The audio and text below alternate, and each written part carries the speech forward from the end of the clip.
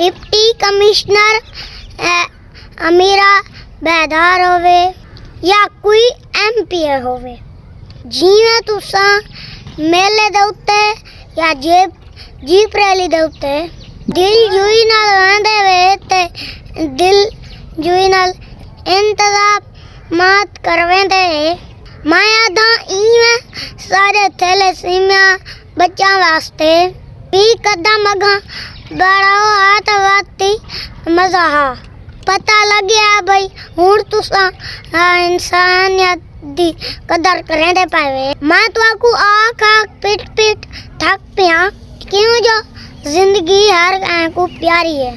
अगर हर बंदा वीडियो पहुंचा देवे डिप्टी कमिश्नर तक शायद उन्हें दिली तरस आ वने, बाकी उनकी जबान हल नहीं है सारा काम थी पोसी।